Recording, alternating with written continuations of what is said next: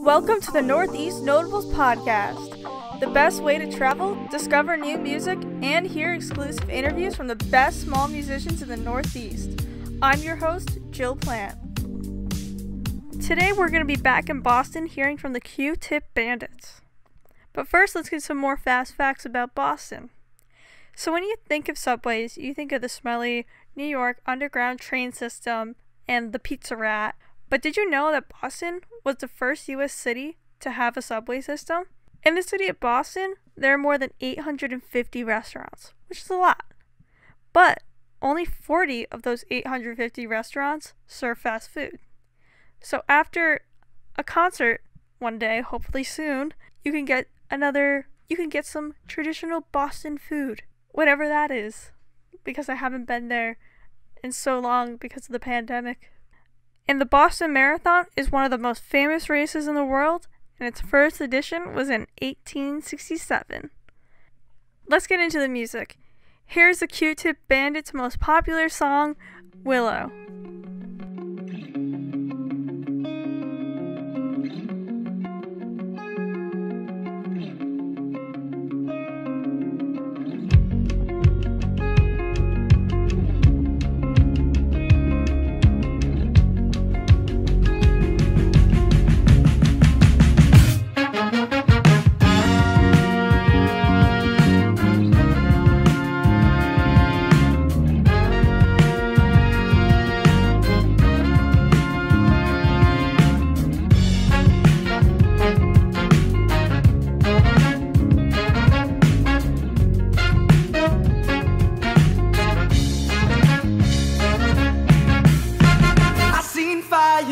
I've been batshit deranged.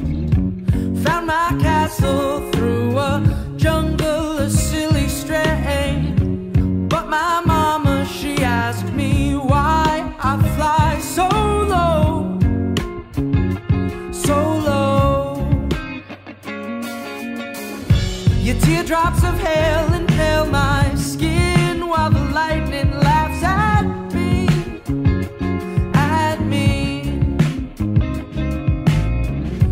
Jackals, they cackle into the night. They leave me wondering why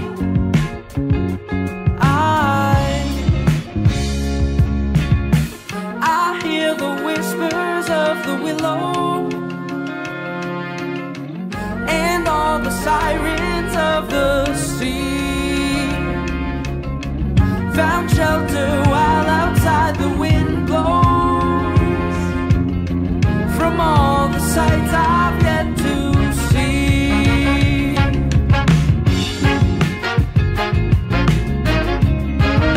I hear you call my name.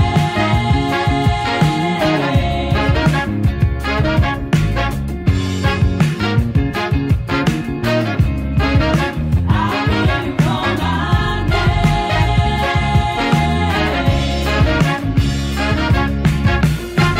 I seen fire and I've been batshit deranged.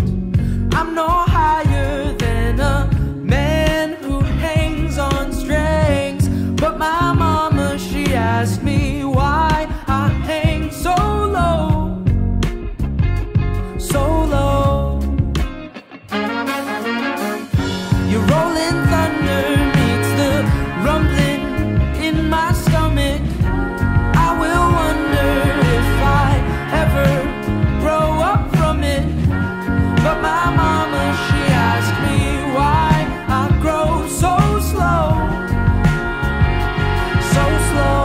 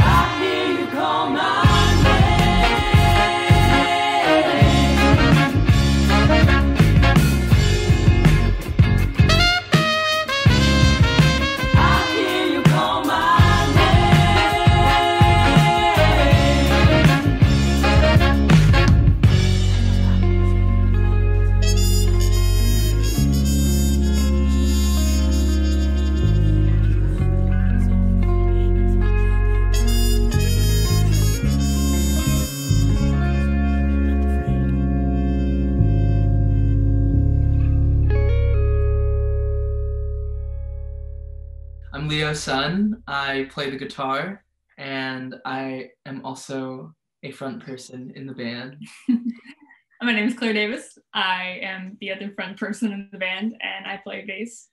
And then we've got 3 more members who could not be with us today, but we got Macklin Tucker on trumpet, we got Hoyt Parquet on trombone, and our drummer Dakota Maykrantz. Nice. So why did you guys choose your name, like the Q-Tip Bandits? Like, what's the story behind that? Oh man, the story has humble origins. I think as a lot of just creative things happen, it came from just like a brainstorming session of let's just throw every single idea we have out on the table. And Nice. Q-Tip Bandits was just one of the names that floated out. And at the time we were also talking about, so in the original configuration of the band, there was a cellist and she was looking for a name for her string quartet. And the Q-Tip Bandits came up and she was like, nah, not for my project, but you hold on to that and you save that for something else. And so the first show we played, I was introducing myself in the band, and all of a sudden it felt right, and it came out of my mouth. And now it's just become, we're the Q-Tip Bandits because we like to clean your ears and steal your hearts. Oh my God, that's so cute. Oh my God. So, what inspired that, the music video for your new song, Willow? Or, yeah, is it new? I don't know if it's new. It was the first song that we ever put out. The music video is new. The song's been out for a little bit, but yeah, it started as this collaboration between us and our director, Elliot Lee, who also went to Emerson in the Boston area. And we ran into him and his friends at just like a chance encounter at this place called the Quincy Quarries here, and they were like flying their drone around and stuff, and we were, just all hanging out, and we're like, oh, you go to college in Boston, we go to college in Boston, let's connect, let's change the Instagrams and whatever. Sync our pages. Sync our pages. Yeah. And so just how things worked out, Elliot really wanted to work on a video with us, and we really wanted to work on a video with him. So we started to think of different ideas of how we could make this video work, and especially make the video work filming during a pandemic, and what was feasible, what was not feasible. But yeah, we knew we wanted this kind of vibe of like feeling happily lost. You want to talk about what your inspiration was? I feel like in the brainstorming of this music video, I love all cartoons that are like Where the Wild Things Are, Winnie the Pooh, and that's sort of your stuffed animal or your like Calvin and Hobbes, like your stuffed animal or imaginary friend comes to life and takes on this role as your only friend type of thing. And that mixed with like Wes Anderson and Moonrise Kingdom, and just that sort of aesthetic of this girl trying to turn her companions into animate companions. Yeah, I really liked it. It just the aesthetic of it, and like the yellow and like the willow, it was like really cute, and everything looks really nice. Thank you. Yeah. So like, what was like kind of the backstory of the band? Like, how'd you guys meet and all that? So we all went to Berklee College of Music. The band started as my own project. So I came into school with like a handful of original songs I had written, and I was looking for people to play those songs with naturally. And the original configuration was like a saxophone, a cellist, a hand percussionist, and a drummer. We didn't even have a bass player. It was just very all over the place, and me trying to like just experiment. And I remember I met Claire at a recording session. So we were both hired as musicians for hire, hired guns for this production. And I remember playing in that rehearsal with her, and I feel like at Berkeley and at a lot of art institutions, it's easy to let music become this sort of intellectual thing where we're always trying to like, it's healthy competition at times where it's like we're always trying to one up each other in that way. But playing with Claire, it just felt like we're just playing music to have fun. It was like a simple 3-chord thing. And from there, we jammed with another drummer, and it just felt right. It felt like the music I wanted to be playing. It wasn't something I was reaching for. It was something that was already kind of ingrained. And from there, we just had friends who played instruments. Yeah. We played with a drummer, Andrew Paolini, and we recorded like the first tracks for Willow. And when we heard everything, it felt a little bit like it wanted something else. And we had our friend Macklin, who plays the trumpet, who is still currently the trumpet player. And I remember I bumped into him outside the bookstore, and I was like, Macklin, do you want to play trumpet with us? He's like, yeah. And I feel like the rest is history, you know? Yeah. I was like in a band for a hot second. Nice. I play trombone too, but Sweet. I told my friends that I could play piano, but I couldn't. But I really wanted to be in a band. Yeah. So it didn't work out, but so they ended up playing a few shows, but then they all split up and went to college. But for sure. Yeah, but I just you ever learn to play the piano? I wanted to. Nice. I haven't though. Fair. So I saw that you guys did like a European tour. Like, how did that happen? Yeah, we were all we planned to do this semester abroad together. Like in our first year, we were like, you know what, next year let's study abroad. And so Berkeley has this program. I didn't even want to go. I didn't want to go abroad, but the band was going, and I was like, I have to go. Yeah. I have to go with them. Yeah. So I mean, it was a lot of good luck that we could all, go during the same semester. And so while we were there, we were like, well, let's take advantage of the fact that we were here. And we started booking a few shows where we were staying in Valencia in Spain. And then from there, we kind of started branching out, and we're connected with the like So Far Sounds community. And so through them, we were able to kind of book a few shows in like England and in Germany, as well as just, we would meet people at conventions or like at, hanging around at school. And that's how we got a show in Ghent, Belgium as well. And it just all kind of started to like piece together, Mm-hmm. So it was very much of like a DIY, like crash on people's couches, like whoever would let us in and feed us, we'd be so thankful and grateful. Mm-hmm. But it was such a fun experience, I think. And I think for me personally, I think for all of us, one of my goals is to have music be the vehicle through which, like we can see the world. Mm-hmm. So that was kind of the first taste of that, of being able to do that. For sure. Yeah, I was watching like one of your videos, and you were like at like the TED Talk place, like. Oh yeah. We Did you guys do a TED Talk? We played a TED Talk. They had us. I think it was the opening segment, one of them, but we worked with I guess she's a visual artist, but she works a lot with like clay and claymation and things like that. And so the whole TED Talk was us playing music and her doing like a in the moment living art kind of thing. That's cool. Yeah, that's cool. Yeah, that was super cool. I'm so glad we did that. Yes, I agree. Again, it was just one of those opportunities that just like happened to fall in our lap, and we're like, yes. Right, it happened because we were there. That's amazing.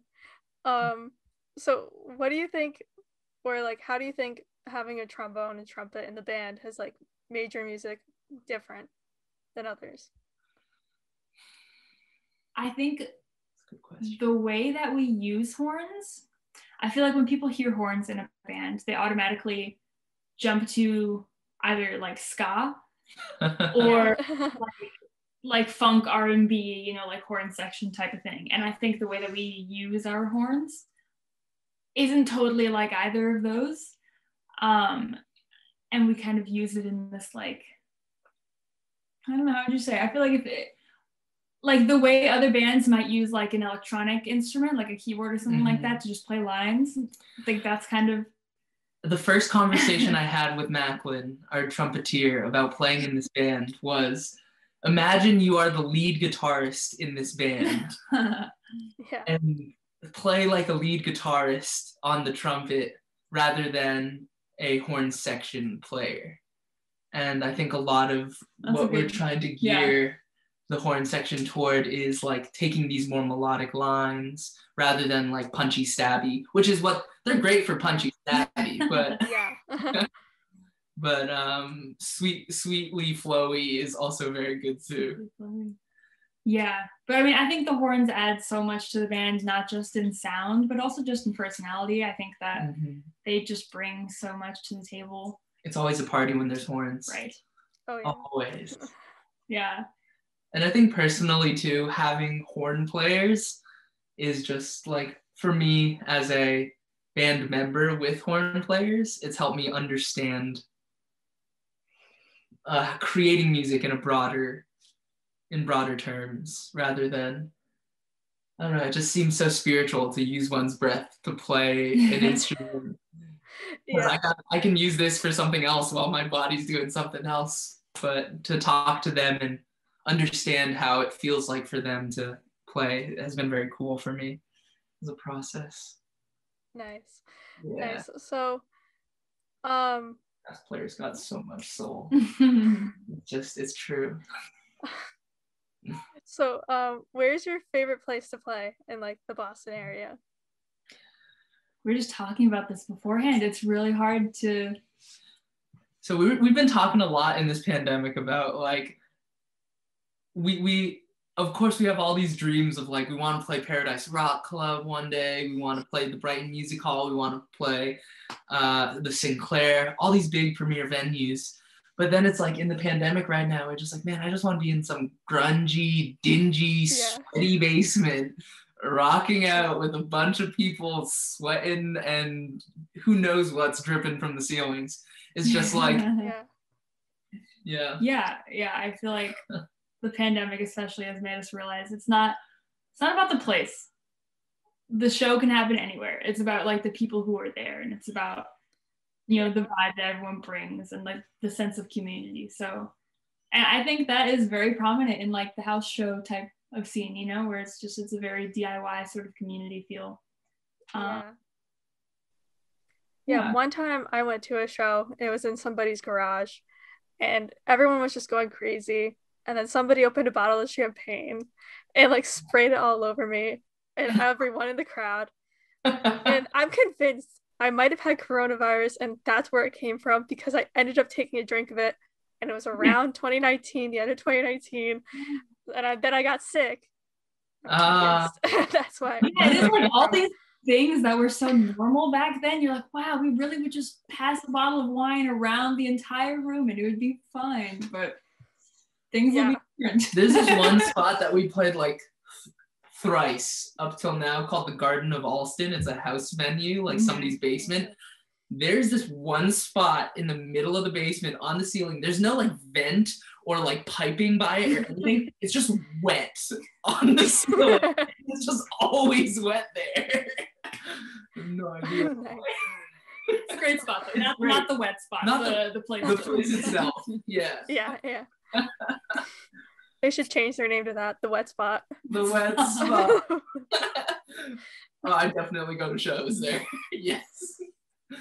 I'd be so down. So I personally found you guys on TikTok. So how has like TikTok and other social medias changed the game for you guys? I think it really, like, social media as a whole for artists and musicians and ourselves included, just like it expands our ability to connect with a larger audience. And especially in a pandemic right now, where it's like we typically try to tour, play shows, and gig as much as we can.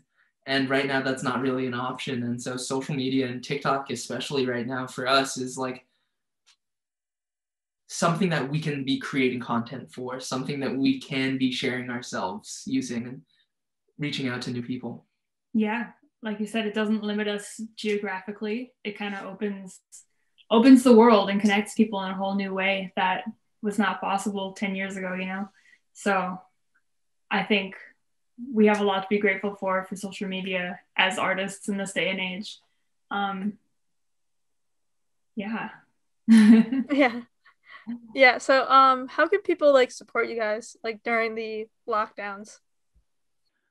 Easiest thing, just listen to the music and tell your friends about it. You know, I think even with social media and all the ways that we can be reaching people, word of mouth is still the most influential space, where if we can be helped out, it's just by people who already know our music and love what we do, to just kind of share that with other people. Yeah.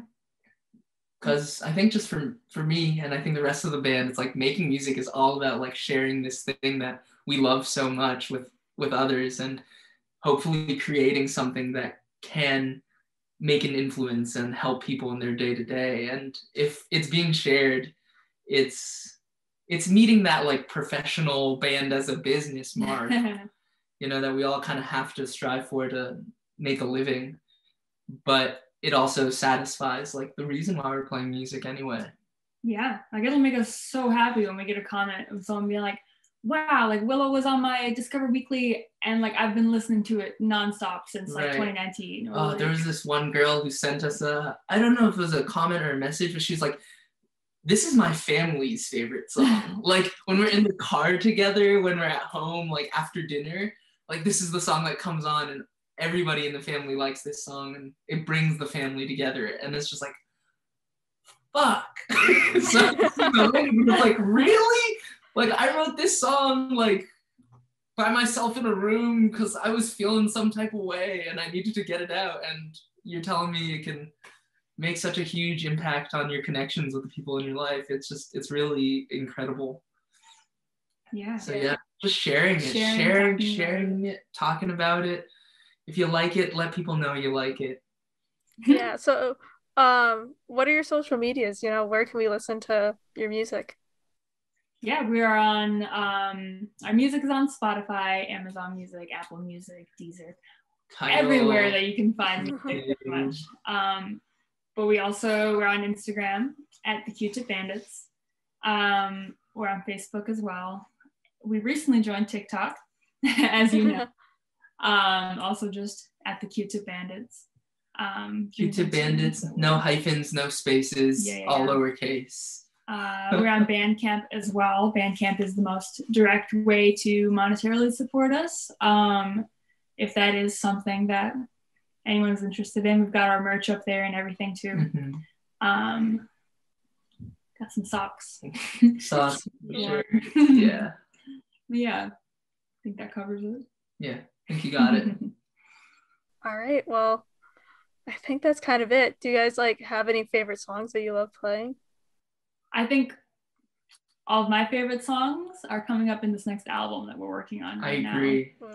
I also agree. We are in the midst of pre-production for our first full-length album, and that'll be coming out hopefully sometime in the fall. So we're excited for that. Yeah. Yeah. I like, so right now, as Claire was saying, with that new album, there's going to be, I think, 4 or 5 songs that Claire has written. So all the music out right now has been like, I'm singing lead vocals. I was the primary writer behind those songs, but we're going to get to showcase some of Claire's lyrics and her voice a little more on this record. And I love playing those songs because it gives me a chance just to play the guitar. So during live shows, like, I enjoy those moments because I get to be guitarist and not singer for a little bit. And I'm excited to share those songs and everything else. We get to rock out on this record, and I'm really excited about it. Yeah, I'm excited to go see all the bands, and especially you guys in Boston once the pandemic is over. Yeah, For sure. can't wait either.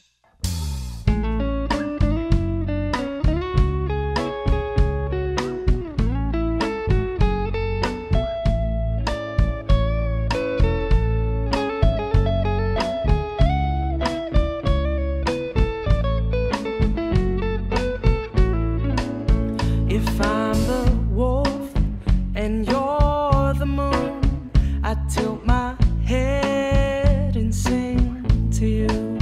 If I'm the wolf and you're the moon, I'd make my bed inside of you. To my surprise, you're mine for the night. The dawn's disguise had timed our goodbye, and the sight of your eyes lit bright as the violet skies the pilots fly. My pride, my vice. If I'm the coast and you're the moon, raise my tide for me to comfort you. If I catapult into the moon, spread your light as I come through. Ah, ooh. Ah, ooh. Ah, ooh. Ah, ooh. If I'm the wolf and you're the moon, I tilt my head and sing to you. If I'm the wolf and you're the moon, I'd make my bed inside of you. Ah, ooh. Ah, ooh. Ah, ooh. Ah, ooh.